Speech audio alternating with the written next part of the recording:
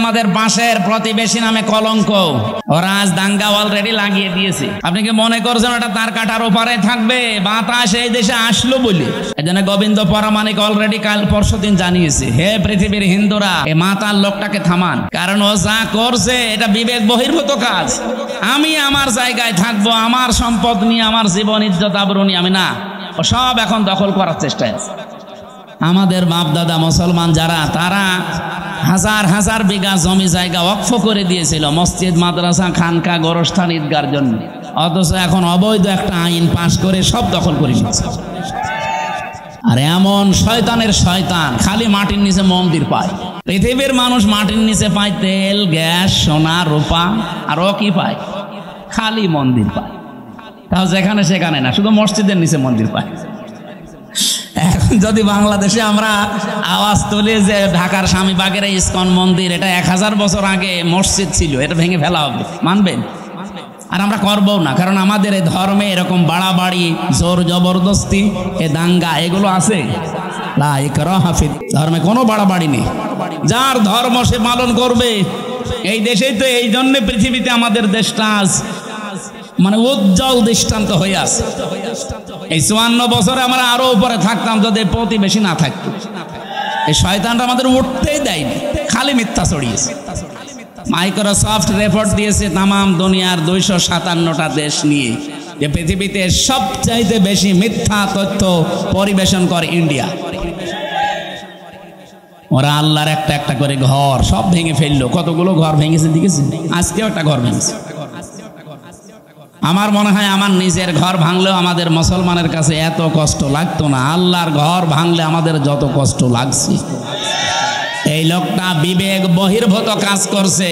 এই জন্য কোরআনের কথা ছিল, ওয়ায়াজালুর রিজসা আলাল্লাযিনা লা ইয়াকিলুন, যারা বিবেক বহির্ভূত কাজ করবে তার উপরে ভুল সিদ্ধান্ত চাপিয়ে দেবে কে? এই জন্য আপনারা ওকে থামান, নয়তো টুকরা টুকরা হতে কিন্তু দেরি হবে না। এই কথা বলে না কেন? এই দুইটা দেশের কথা বলার পরে আমি একটা কথা বলতে চাই, যেহেতু সামনে এসেছে এই জন্য বলছি। বাংলাদেশে কালকের দিন পর একটা রায় আছে, দুইটা বিষয়ের রায় একদিনে হতে পারে, নিবন্ধন এবং একটা মাজলুম মানুষ জনাব এটিএম আজহারুল ইসলাম। আমার মনে হয় যারাই দায়িত্বে আছেন বিবেক বহির্ভূত কোনো কাজ করবেন না। যদি বিবেকের বাইরে যে কোনো কাজ করেন, রাগে হোক আর কারো ইশারায় হোক, ভুল সিদ্ধান্ত কিন্তু আল্লাহ চাপিয়ে দেবে, তখন আর সামাল দিতে পারবেন না। কারণ এই দেশের মানুষ অলরেডি তাদের দেওয়ালে পিঠ থেকে গেছে বারবার এই তারিখ পেছাতে পেছাতে। আর মামলার তারিখ পেছালে যে কেমন লাগে, আমি তো এই 3 বছরে টের পেয়েছি। আমার মামলাটা কমপক্ষে 30 বার সিএমএম কোর্ট, জজ কোর্ট, হাইকোর্ট মিলে 30 বার উঠেছে।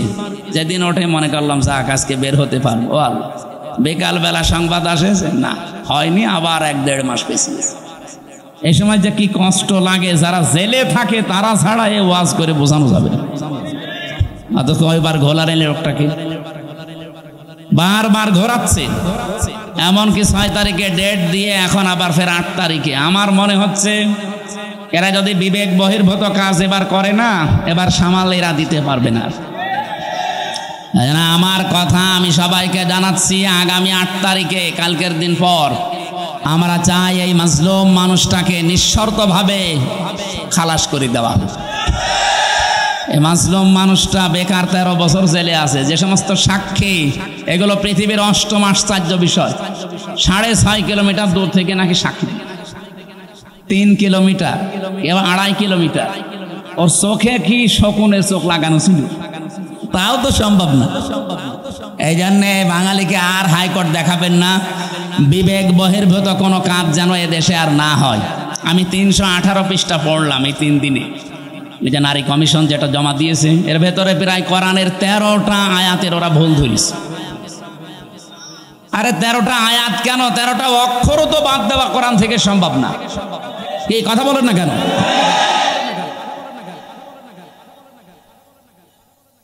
26টা আয়াতের বিরুদ্ধে ওরা মামলা দিয়েছিল, ভারতে কেস করেছিল যে এগুলো বাতিল করা লাগবে।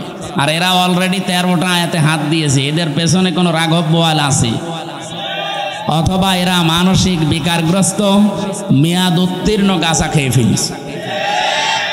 মেয়াদালা গাঁজা খেলেও তো মানুষ, আমি তো দেখি লালনের মাজারে পুলিশে পাহারা দেয়, মেয়াদালা গাঁজা খাইতে, এজন্য ওরা চুপচাপ থাকে।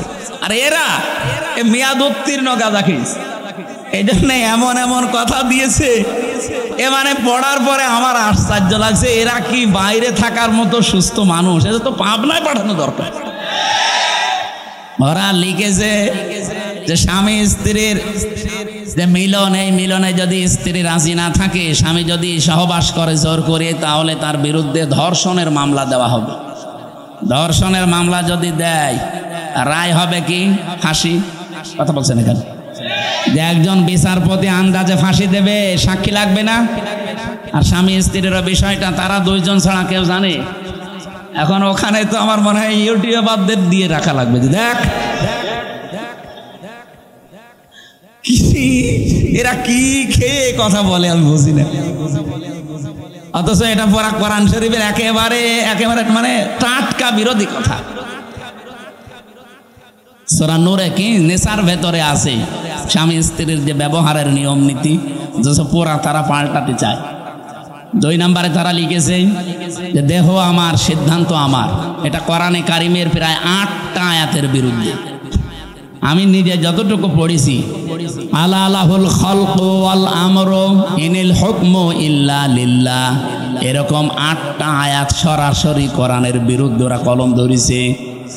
ওরা বলতে চায় দেহ আমার, সিদ্ধান্ত আমার। আর আল্লাহ বলেন এ সৃষ্টি আমার, সিদ্ধান্ত আমার। দেহ আপনার, আপনাকে কে বলেছে? আপনি দেহের মালিক। আমি এই যে 33 বছর বয়স আমার, বলেন তো 34 বছর আগে হামজা নামে উল্লেখ করার মতো আমি কিছু ছিলাম না। 92 সালে আমি জন্ম নিয়েছি, অথচ 91 সালেও হামজা নামে আমি এখানে বসার যোগ্যতা রাখতাম। আমার মা বাবা দায়িত্ব পালন করেছে, তারা শুধু বিছানায় ছিল, এই বাকি যা করার সব করেছে আমার আল্লাহ। আল্লাহ বলেন মায়ের রেহেমের ভেতরে বাবার এই বীর্যটা যখন দ্রুত গতিতে এখানে এসে হাজির হয়, কমপক্ষে এটা 40 দিন 40 দিন 40 দিন 40 পাল্টাতে থাকে। 120 দিনে আমি আল্লাহ এইটাকে কমপক্ষে 4-8টা জিনিস বানিয়ে ফেলি। আপনি যদি এখানে কম্পিউটার ভেড়াতেন, স্ক্রিন দিলে আমি একটা একটা করে আপনাকে দেখাতে পারতাম। বাবার এই নাপাক পানিটা দিয়ে আল্লাহ যে 4টা জিনিস বানায়, এটা সূরা তরিকের ভেতরে আছে।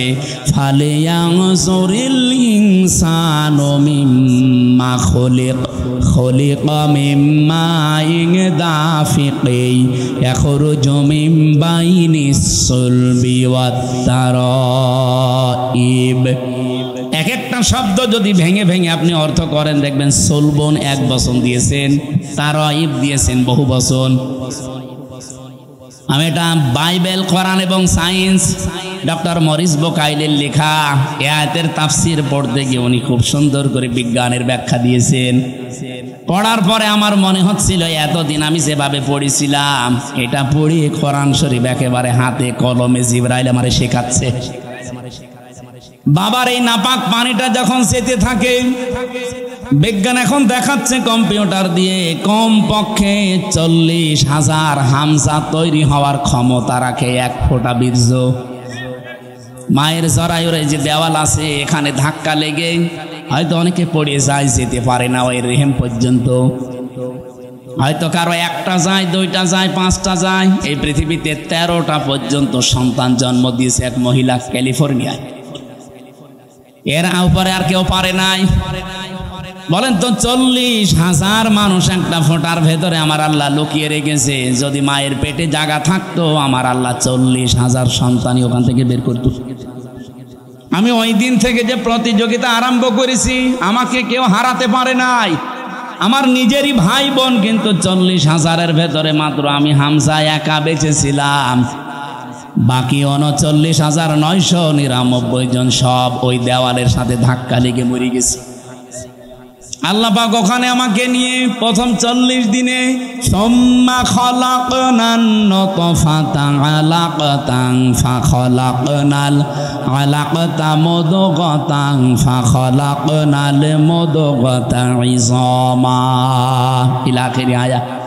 সূরা মুমিনুনের ভেতরে আছে আল্লাহ পাক বলেন আমি নিজে ওইটা দিয়ে 4টা জিনিস বানাই, চুল, রগ, হাড় আর পর্দা। আর মায়ের রেহেমের যে কারারি মাকিন বলা হয়, যেখানে হাতের স্পর্শ লাগে না, এই জায়গায় একটা থলি আছে, নাপাক পানির থলি। এইটা দিয়ে আমি আল্লাহ 4টা জিনিস বানাই, রক্ত, গোশত, চর্বি আর চামড়া। 4 4 8টা জিনিস এক হয় 120 দিনের ভেতরে। তখন আমি আল্লাহ নিজের পক্ষ থেকে কমপক্ষে 5টা জিনিস আমার বান্দার জন্য দান করি। وَجَعَلَ لَكُمُ السَّمْعَ وَالْأَبْصَارَ وَالْأَفْئِدَةَ ইলা আখিরি আয়াত। এই তথ্যটা আছে সূরা নাহালের ভেতরে 14 নম্বর পারা 14 নম্বর পৃষ্ঠা 13 নম্বর লাইনের 78 নম্বর আয়াতের মাঝের অংশে আছে। আল্লাহ বলেন শ্রবণ শক্তি, দর্শন শক্তি, বাক শক্তি, আকেল শক্তি আর ঘ্রাণ শক্তি, এই 5টা আমি আল্লাহ আমার রব নামের কারণে তোরে ভিক্ষা দিয়েছি। যদি একটা কম দিতাম দুনিয়ায় তুই আসতিস, কিন্তু পূর্ণাঙ্গ হয়ে না, অপূর্ণাঙ্গ হয়ে। বলেন তো রব নামের কারণে যে 5টা জিনিস আল্লাহ দয়া করে আমারে দিলেন, যদি দর্শন শক্তি না দিত তাহলে আমি আসতাম কিন্তু কানা হয়ে। অনেক কানা মানুষ আসে না, বলেন বলেন। আল্লাহ পাক যদি বাক শক্তি না দিত কথা বলা, তাহলে আমি আসতাম কিন্তু বোবা হয়ে। আমাকে যদি আল্লাহ শ্রবণ শক্তি না দিত আমি আসতাম কিন্তু কালা হয়ে। যদি আকেল শক্তিটা না দিত আসতাম কিন্তু পাগল হয়ে। অনেক পাগল আসে না, তখন আমাকে স্বাভাবিকভাবে স্টেজে ওঠা দূরের কথা, প্রধান অতিথি, বিশেষ অতিথি, ওসি সাহেব দূরের কথা, মানুষ বলতো নাম, এখান থেকে কানা, পাগল। স্টেজের ধারে পাশেও পাগল কানারে আসতে দিত। একটুখানি এই জায়গায় নিজেকে নিয়ে ভাবেন আল্লাহ কি দয়া আপনার উপরে করলেন। এই জন্য মানুষের ওই দুর্বল জায়গায় আল্লাহ পরা কোরআনে যেখানেই উনি ইঙ্গিত দিয়েছেন, এমন শব্দ ব্যবহার করেছেন যেটা আল্লাহরও বিশ্বাস হতে চায় না।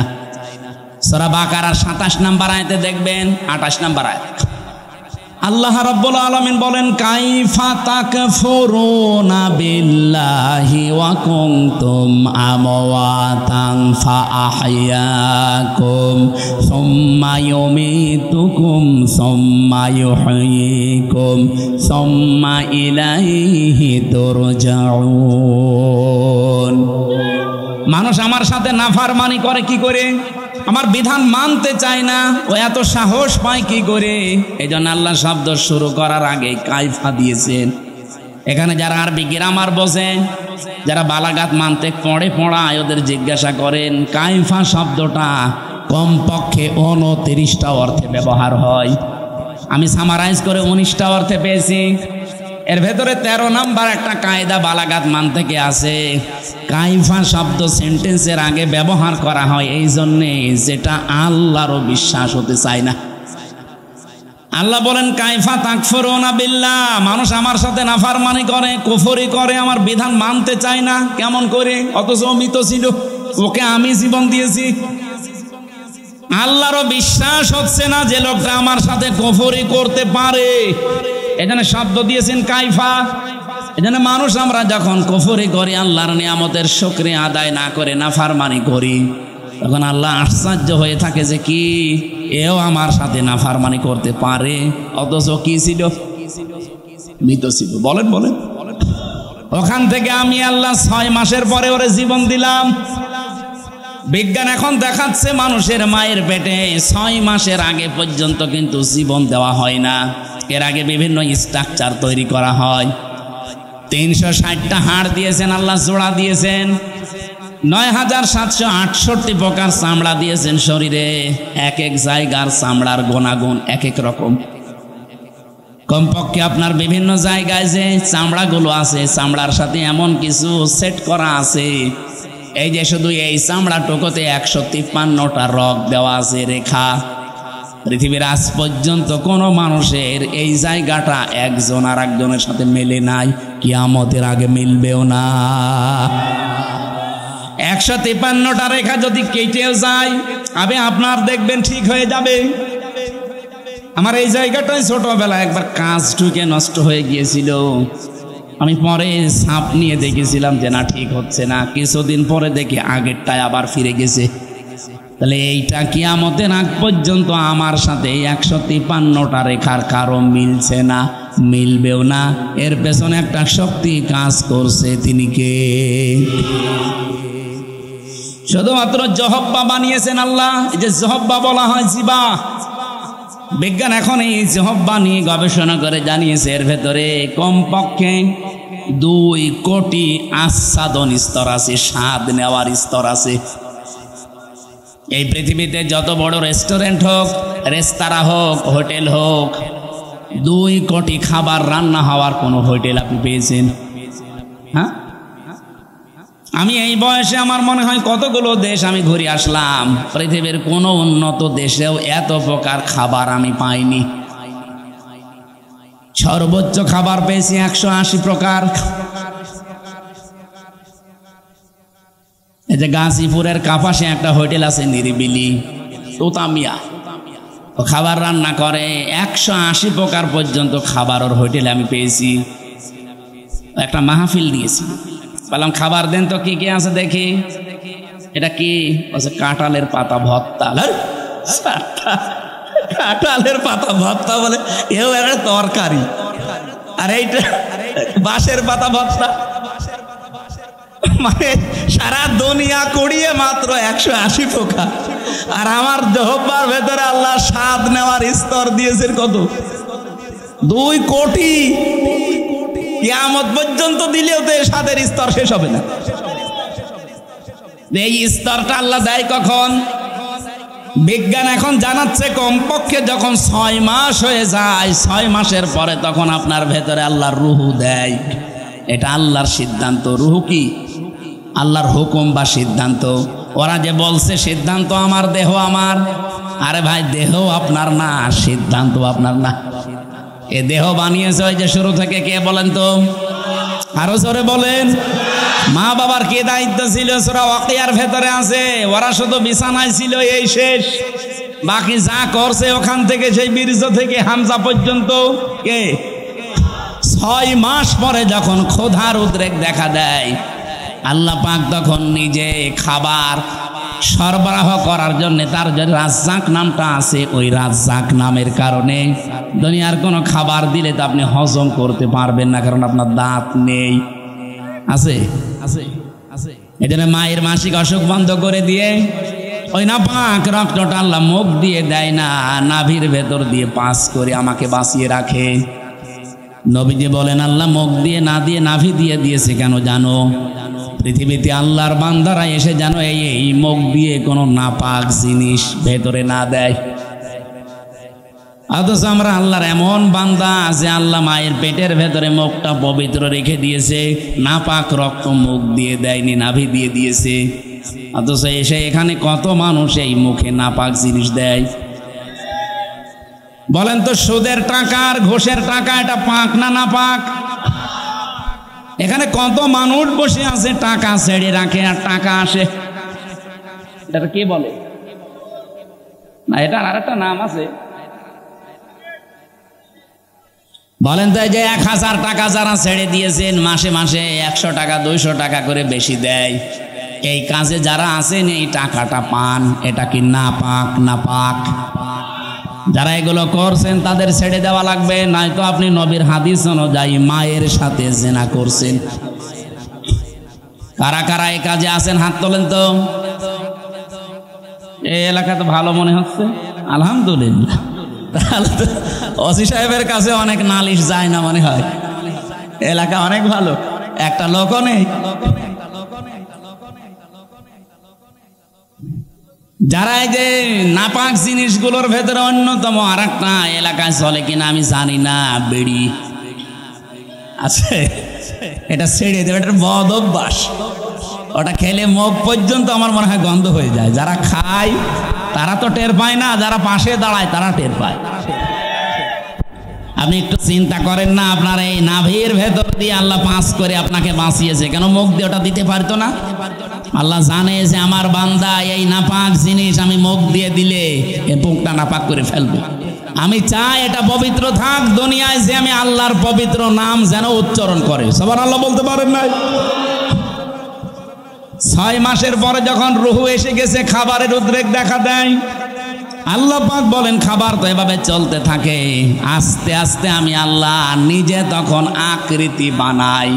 ওয়াল্লাযী ইউসাউবিরুকুম ফিল আরহামি কাইফা ইয়াশা ইলা আখিরি আয়াত, সূরা আলে ইমরান 3 নাম্বার পারা, এটা 9 নাম্বার পৃষ্ঠা 6 নাম্বার লাইনের 6 নাম্বার আয়াতের প্রথম অংশে আছে। আল্লাহ বলেন তিনি সে আল্লাহ যিনি মায়ের পেটের ভেতরে তোমাদের আকৃতি তৈরি করেন।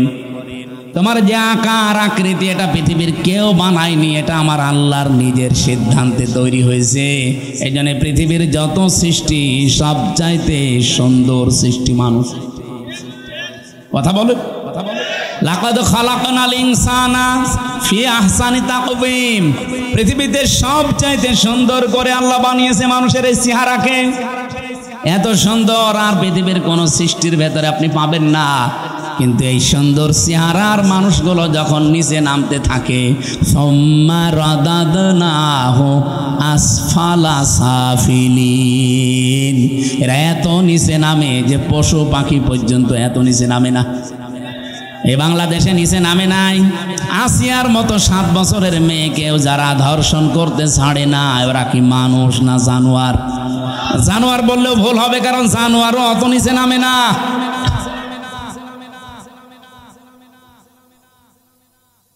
কোরআনে কারিমের সূরা এটা বানি ইসরাইলের ৭০ নম্বর আয়াতের প্রথম অংশে আছে, 15 নম্বর পারা 8 নম্বর পৃষ্ঠার প্রথম নাম্বার লাইনে আছে। এটা আমি শিক্ষা দেওয়ার জন্য বলছি। ওয়ালাকাদ কাররামনা বানি আদম, আল্লাহ পাক বলেন বনি আদম সন্তানকে আমি আল্লাহ সম্মানিত করেছি। কে? আরো জোরে। বনি আদম সন্তান হলেই হবে, সে কোন ধর্ম মানে ওটা তার ব্যাপার, কিন্তু বনি আদম সন্তানকে আমি সম্মান দিয়েছি। আল্লাহ এখানে বলেন না যে আমি মুসলমান সন্তানকে সম্মান দিয়েছি, না। বনি আদম সন্তান যারা মানুষ পদবাচ্চা বিবেচিত যারা, তাদের সম্মান দিয়েছে কে? কিন্তু দুঃখজনক হলেও সত্য, এই বাংলাদেশে এই সম্মানিত সৃষ্টি মানুষের সম্মান নিয়ে সবচাইতে বেশি সিনিমিনি খেলা হয়েছে। 54 বছর তো বটেই, 15.5 বছর আরো বেশি। আমরা চাই আগামীতে এই সম্মানিত সৃষ্টি আল্লাহ যাদের সম্মান দিলেন, এই বনি আদম সন্তানের সম্মান নিয়ে কেউ যেন সিনিমিনি খেলতে না পারে। আমার কথার অর্থ আপনি বুঝেছেন? আপনি না বুঝলেও এরা বুঝেছে। আগামীতে কেউ যেন এদের সম্মান নিয়ে সিনিমিনি খেলতে না পারে, সেই ব্যবস্থা করা লাগবে। যারা এই ব্যবস্থা ভেঙে দিয়েছিলেন ওইটা আবার জোড়াতালি দেওয়া লাগবে। আল্লাহর কথা তো অনেক ওজন, আপনি টের পাননি, আমি অনেক ভেতরে চলে গেছি। এই সম্মানিত সৃষ্টির সম্মান আমরা চাই, এদের শান্তি স্বস্তি নিরাপত্তা কল্যাণ আমার আল্লাহর পক্ষ থেকে। যে মানুষগুলো তাদের ঈমানের সাথে শিরিক এবং জুলুম মিশ্রণ করবে না, তাদের জন্যে। জুলুম কি? যেই জিনিস যেখানে রাখা দরকার ওইটা ওই জায়গায় না রেখে অন্য জায়গায় রাখার নাম জুলুম। এই যে মাথার এই টুপিটা থাকা দরকার মাথায়, এটা যদি কেউ পায়ের কাছে রাখে টুপির সাথে জুলুম। এই কথা বলছেন না কেন? আমার স্যান্ডেল আমি পেছনে রেখে দিয়েছি, এটা থাকার দরকার পায়ের কাছে, এটা যদি আমি মাথায় নিয়ে বসে থাকি, এটা এই স্যান্ডেলের উপরে জুলুম। কারণ যেখানে যার স্থান ওইটা ওই জায়গায় রাখা লাগবে। আল্লাহ পাক এই কোরআনকে পাঠিয়েছেন এই পৃথিবীর ময়দানে সবচাইতে উঁচু জায়গায় রাখার জন্য। আর বাংলাদেশে সবচাইতে উঁচু জায়গা এখন সংসদ। এক কথা বলছেন না? আমরা চাই এই কোরআন সংসদে যাক। অধ্যাপক মুজিবুর রহমানের মতো মাত্র 300 এমপির 151 জন যদি সামনে এই নির্বাচনে কোরআন বুকে নিয়ে যেতে পারে, এটা উপরে উঠে যাবে। কি এই কথা বলে না কেন? 300 জন লাগবে না, মাত্র 151 জন অধ্যাপক মুজিবুর রহমান আমরা চাই, যারা কোরআন বুকে নিয়ে যেতে পারবে আর সংসদের প্রথম অধিবেশনে তারা বিল আনবে। মাননীয় স্পিকার, আমরা নামাজের আর যাকাতের বিল চাই। উনি যখন বলবে হাত তোলেন, 151 জন যদি হাত তুলে ফেলে ওই দিন নামাজটা কায়েম হয়ে যাবে দেশে, যাকাতটা সরকারিভাবে কায়েম হয়ে যাবে, তখন আর নামাজের ওয়াজ যাকাতের ওয়াজ করা লাগবে না। ভালো কাজগুলো সব আইন পাশের মাধ্যমে চালু হয়ে যাবে, অন্যায় কাজ অবৈধ কাজ সব আইন পাশ করে বন্ধ করে দেওয়া হবে। সূরা হজের এই 40-41 নম্বর আয়াতে 4টা কর্মসূচি আছে। আমরা চাই মানুষের শান্তি, স্বস্তি, নিরাপত্তা, জুলুম থেকে বাঁচার জন্য এই 4টা কাজ রাষ্ট্রীয়ভাবে জারি হোক। 54 বছরে যারা গেছে জারি করে নাই, এবার যারা যাবে তারা যেন করে, সেই ব্যবস্থা করে দেওয়ার দায়িত্ব ফেরেশতাদের। কাদের? বলেন বলেন। আমি যে আয়াতের শেষ অংশ পড়েছিলাম এই সংক্রান্তই আমি এসেছি এবার জায়গা মতো। আল্লাহ পাক বলেন, কাবুর আলাল মুশরিকিনা মা তাদউহুম ইলাই। আমি এই কমিশনের এটা বাদ দিয়ে দিলাম। আমি একটা শিক্ষা দিতে চেয়েছিলাম, আমার মনে হয় আপনারা বুঝে ফেলেছেন যে দেহ আমার, সিদ্ধান্ত আমার, এটা আল্লাহর সাথে শিরিক। কারণ দেহ আমার না, সিদ্ধান্ত আমার না। দেহ আল্লাহ বানিয়েছে, সিদ্ধান্তও তার। ওটা সূরা আরাফের 54 নম্বর আয়াতের মাঝের অংশে আছে, আপনি বাড়ি যেয়ে তাফসীর দেখে নিন। আমার আয়াত হচ্ছে সূরা শুআরা, সূরা শুআরার 13 নম্বর আয়াতের শেষের অংশ। আমরা যদি সত্যি এই দেশে 151 জনকে সংসদে পাঠাতে চাই যারা বুকে কোরআন নিয়ে প্রবেশ করবে, এই কথা শুনলে সবচাইতে বেশি রাগ করবে মুশরিকরা। এই জন্য কাবুর আলাল মুশরিকিনা মা তাদউহুম ইলাই।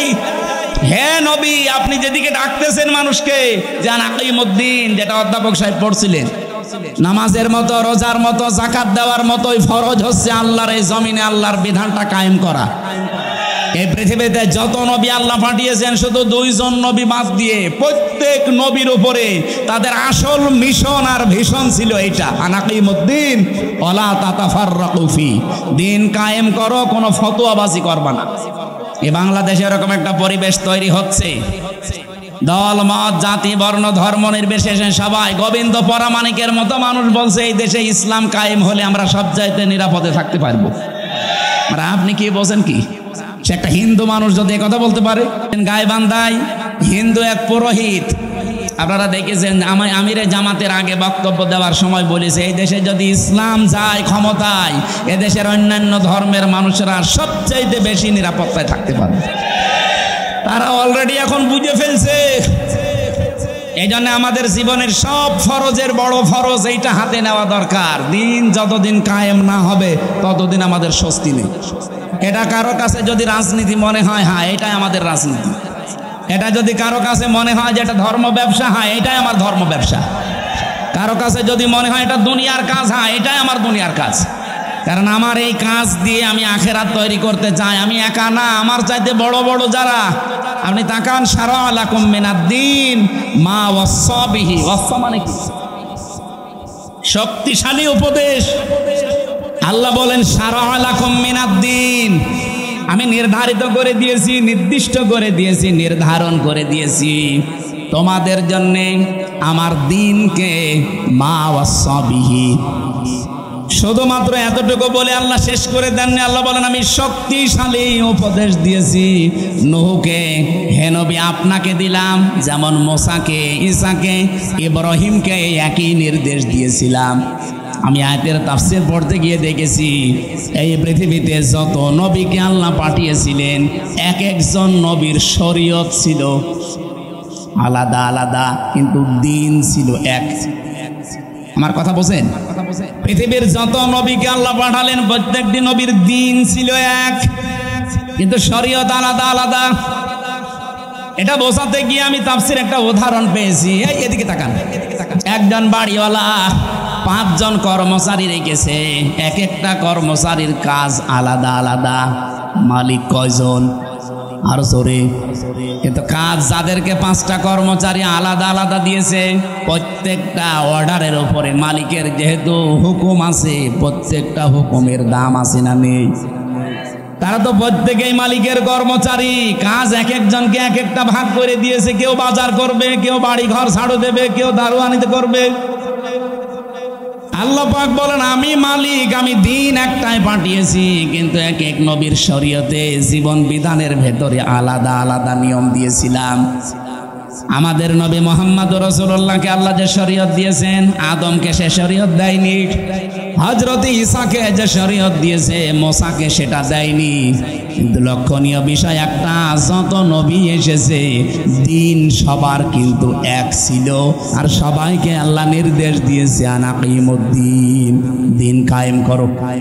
তাফসীরে আমি 2টা জিনিস এখান থেকে আরো ফলো করে পেয়েছি। এইদিকে তাকান, দিন যতদিন পর্যন্ত কায়েম না হবে তোমার ব্যক্তি, পরিবার, সমাজ, রাষ্ট্র, এলাকায়, আবার শুনুন, দিন যতদিন কায়েম না হবে তোমার এলাকায়, তোমার ব্যক্তিতে, পরিবারে, সমাজে, রাষ্ট্রে, যতদিন পূর্ণাঙ্গ দিন কায়েম করা সম্ভব হবে না, ততদিন পর্যন্ত যতটুকু দিন আছে অতটুকুই টিকিয়ে রাখার জন্য চেষ্টা করা লাগবে। না আমি বোঝাতে পারিনি, এটা একটু কঠিন। দিন এখনো বাংলাদেশে যেহেতু কোরআনের 500 আইন আছে, একটাও কায়েম নেই। আছে, হ্যাঁ কিছু কিছু আছে হালকা। এই যে পারিবারিক আইন, যেটা বিবাহ শাদী, এটা ইসলাম দেখেই হয়। আমাদের জমি জায়গা বন্টন, এটা ইসলাম দেখেই হয়। এক কথা বলছেন এখানে, নাকি অন্য কোনো নিয়ম নীতি মেনে করি আমরা? হ্যাঁ, সে ব্যক্তিগত কিছু মানুষ আলাদা আলাদা করতে পারে, সেটা আলাদা। কিন্তু আমরা অধিকাংশ মানুষ অন্তত পারিবারিক জীবনী আইনগুলো এখনো আছে। তাহলে যতদিন পর্যন্ত পূর্ণাঙ্গ দিন এই দেশে কায়েম না হবে, ততদিন পর্যন্ত অন্তত যতটুকু দিন আছে এইটাকেই টিকিয়ে রাখার জন্য চেষ্টা করা লাগবে। এখন সেইটাও যদি হাত ছাড়া হয়ে যায়, ওরা যে 318 পৃষ্ঠার রিপোর্ট দিয়েছে, পুরাটা পড়ি আমি নিজের এই ছোট মাথায় পেয়েছি প্রায় 13টা কোরআনের আয়াত ওরা পাল্টিয়ে ফেলেছে। এগুলো মানলে নাকি অবিচার হবে, বৈষম্য হবে। ইসলাম মানলে যদি বৈষম্য হয়, তাহলে কোন ধর্ম মানলে বৈষম্য দূর হবে বলেন তো দেখি? পৃথিবীর অন্যান্য ধর্মের কিতাবগুলো একটু টাচ করেন। ইহুদিদের ধর্ম আছে, খ্রিস্টানদের ধর্ম আছে, মুশরিকদের ধর্ম আছে, বৌদ্ধদের ধর্ম আছে। এদের ধর্মীয় গ্রন্থগুলো যতটুকু পারেন পড়েন। আমি বিশ্ববিদ্যালয়ে থাকাকালীন একটু টাচ পেয়েছিলাম, ওরা সবগুলো জায়গায় বৈষম্যের শিকার করে আছে। ওদের মেয়েদেরকে বিবাহের সময় যা দিয়ে দেয় ওইটাই শেষ, অথচ বিবাহের সময় মেয়েদের বাড়িতে, এইদিকে তাকান, বিবাহের সময় মেয়ের বাড়িতে মেয়ের বাবার কাছ থেকে ছেলে পক্ষের লোক যদি একটা পানও তার সন্তুষ্টি ছাড়া খায়, এইটাও পায়খানা খাওয়ার মতো হারাম। যেটা আমরা এই যে বরযাত্রী বলে চালিয়ে দেই, কোথায় পেয়েছেন ভণ্ডামি? এটা হিন্দুদের থেকে এসেছে এই বরযাত্রীর নিয়ম। মুসলমানদের বিয়েতে কোনো বরযাত্রী যাবে না, মুসলমানদের বিয়েতে হবে অলিমা। আর অলিমা কি ছেলের বাড়ি হয় না মেয়ের বাড়ি? হ্যাঁ, ছেলের বাড়ি। এলাকায় কি বরযাত্রী যাওয়ার সিস্টেম আছে? এটা বন্ধ করা লাগে। কোন বাড়িতে এখন আর বরযাত্রী যাওয়া যাবে না, কারণ মেয়েদের সম্মান মর্যাদা নবীজি নিজে এত বাড়িয়ে দিয়েছেন।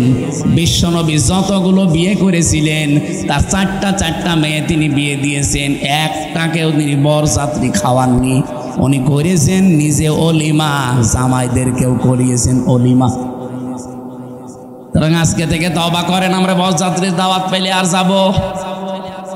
আমার সাথে একটা ছেলে থাকে, বলছে হুজুর এই ওয়াজ আর 2 দিন পরে করবেন, আমার বিয়েটা হয়ে যাক।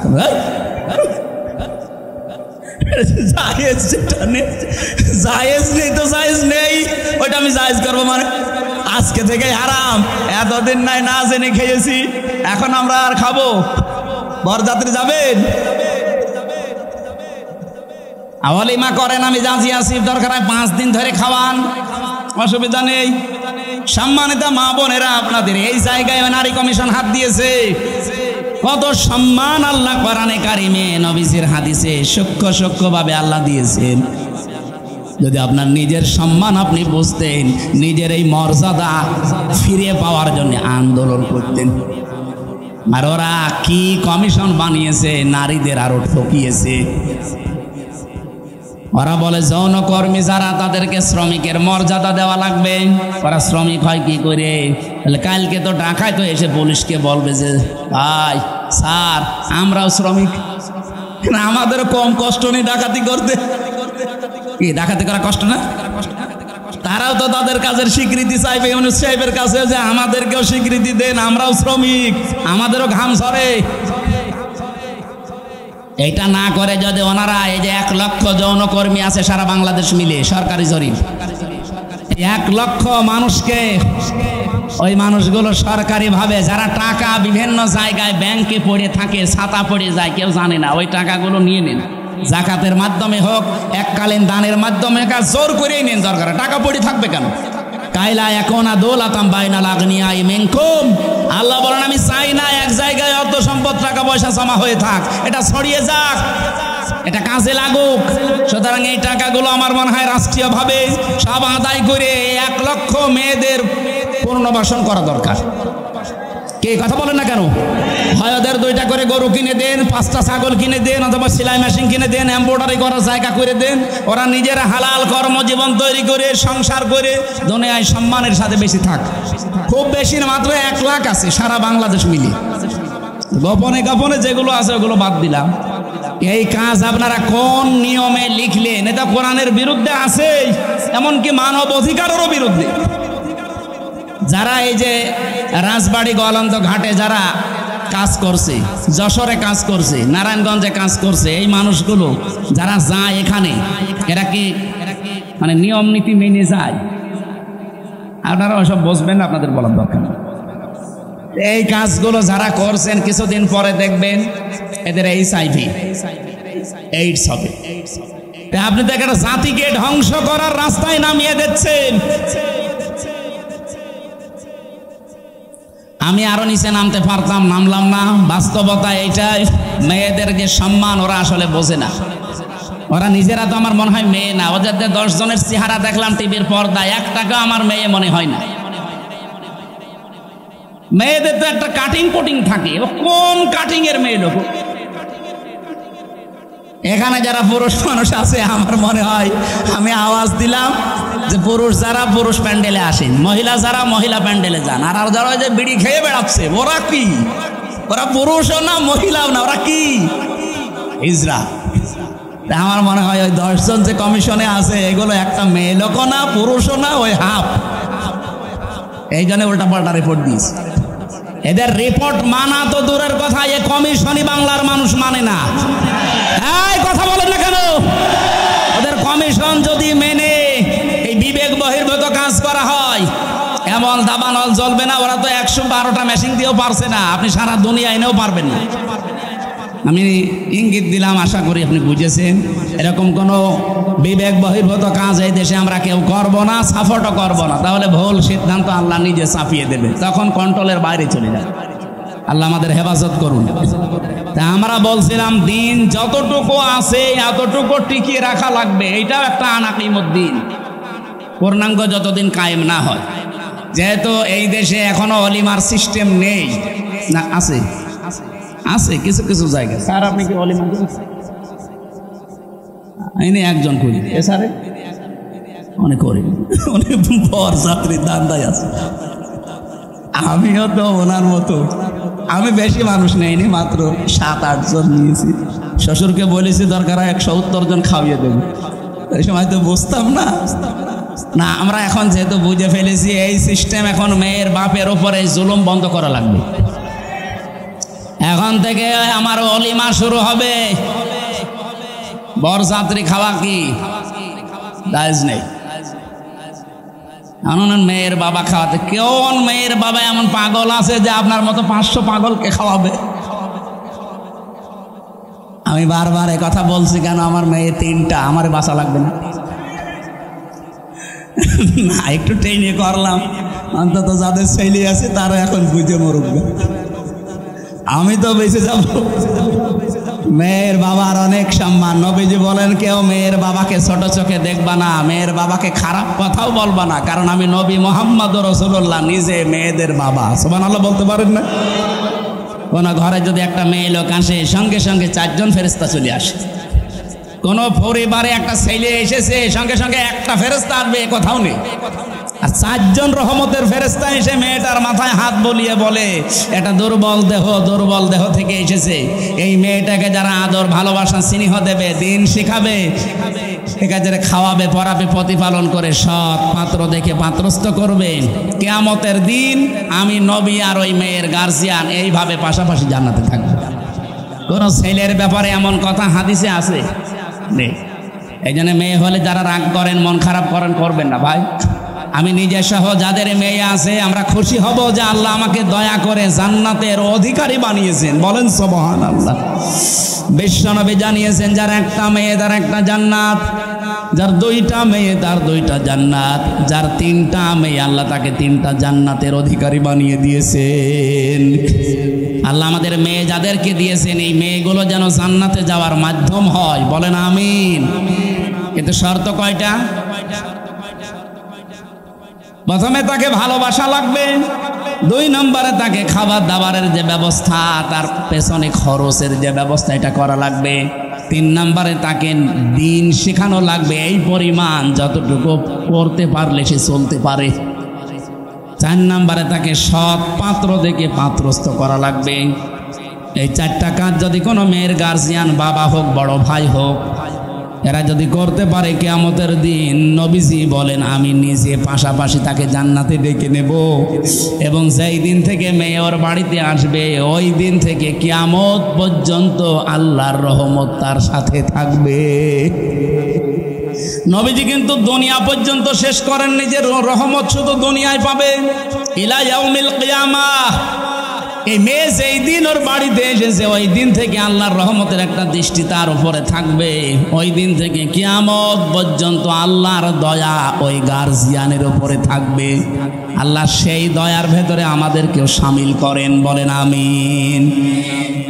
যে কথা তুলেছিলাম যেহেতু দিন এখনো পরিপূর্ণ কায়েম নেই, যতটুকু আছে এগুলো টিকিয়ে রাখার জন্য 5 ওয়াক্ত নামাজ কায়েম নেই রাষ্ট্রে। আমরা নিজেরা অন্তত যারা পড়ি না আরম্ভ করেন, ব্যক্তিগত জীবনে পারিবারিক জীবন পর্যন্ত একটু ঠিক করেন। ওয়ামুর আহলাকা বিসসালাতি ওয়াসতাবির আলাইহা লা নাসআলুকা রিজকা নাহনু নারযুকুকা ওয়াল আকিবাতু লিত্তাকওয়া। সূরা তাহার 132 নম্বর আয়াতে আছে, হে নবী নিজে নামাজ পড়েন, যেহেতু এখনো কায়েম করতে পারেননি নিজে নামাজ পড়েন, পরিবারস্থ লোক যারা আছে তাদেরকেও নামাজের তাকিদ দেন। আমি আল্লাহ আপনার কাছে রিজিক চাই না, বরং আমি আল্লাহ আপনাকে রিজিক দেই, আর শুভ পরিণাম অপেক্ষা করছে আমার মুত্তাকি বান্দাদের জন্যে। এজন্য দিন যেহেতু এখন আমরা কায়েম করতে পারি না, এবার পূর্ণাঙ্গভাবে যতটুকু আছে এতটুকু টিকিয়ে রাখার চেষ্টা করা ফরজ। আর এই কথাগুলো বললে সব চাইতে মন খারাপ হবে, খারাপ লাগবে যারা শিরিক করে বেড়ায়, যাদের ইমানের ভেতরে শিরিক আছে, যারা মুশরিক তারা। আল্লাহ পাক বলেন আল্লাহু ইয়াজতাবি ইলাইহি মাইয়াশা। আল্লাহর দিন আল্লাহর জমিনে কায়েম করার জন্য সবাইকে আল্লাহ নির্বাচিত করবে না, আল্লাহ সবাইকে পছন্দ করবে না, সবাইকে আল্লাহ বাছাইও করবে না। ইয়াজতাবি শব্দের শাব্দিক অর্থ হচ্ছে নির্বাচিত করা, বাছাই করা, নির্ধারণ করা, পছন্দ করা। আল্লাহ শুধু পছন্দ করবে তাকে, ওয়াহদি ইলাইহি মাইয়ুনিব, যেই লোকটা আল্লাহর দিকে মন থেকে ফিরে আসতে চায়। সুতরাং আজকে থেকে আপনি আল্লাহর বিধানের দিকে মন থেকে ফিরে আসার চেষ্টা করেন, আপনাকেও আল্লাহ দিন কায়েমের কর্মী বানিয়ে দেবে ইনশাআল্লাহ। আল্লাহ আমি সহ যারা এসেছি এই জমিনে দিন কায়েমের একজন কর্মী হিসাবে দায়িত্ব পালন করা আল্লাহ যে কবুল করবেন, তাদের সাথে আমাদেরকেও যেন পছন্দ করেন। বলেন আমিন। আরো জোরে বলছি আমিন। মেয়েরা যারা এসেছেন, সম্মানিত মা বোনেরা, জেলে থাকা অবস্থায় আমি কয়েকটা বই লিখেছিলাম মেয়েদের ওপরে। তার ভেতরে একটা আছে যে এটা দাম্পত্য জীবনের সমস্যা এবং তার সমাধান কি হবে। কারণ এই 3 বছরে আমি একটা জিনিস পেয়েছি, 100 জনের প্রায় 70 জন জেল খাটতেছে তার বর কারণে। হয় যৌতুকের মামলা অথবা এই যে নারী নির্যাতনের মামলা, যে কোনো, আমার মনে হয় সাতদের কাছে এরকম মামলায় বেশি যায়। হয় জমি জায়গা নাই মেয়েদের। এই বইটা নিজের বউকে পড়াবেন, মেয়েকে পড়াবেন। 120 পৃষ্ঠা আছে, দাম্পত্য জীবনের কলহ এবং তার সমাধান এই বইটার ভেতরে পাবেন। আর একটা আছে শুধুমাত্র পুরুষের জন্য, পুরুষ মানুষ সংসারে কি কি কাজ করবে দাম্পত্য জীবনে, এটাও একটু নিয়েছেন যদি থাকে। আর একটা আদর্শ নারী আছে, মেয়েদের আদর্শ কোন কোন মহিলা হবে। এই যে যারা কমিশন বানিয়েছে এরা আপনার আদর্শ না, কারা হবে এর ভেতরে 6 জনের জীবনী দেওয়া আছে। আর এটা সৃষ্টি জগৎ নিয়ে লেখা, আমি যেভাবে তথ্য দিচ্ছিলাম এখান থেকে দিয়ে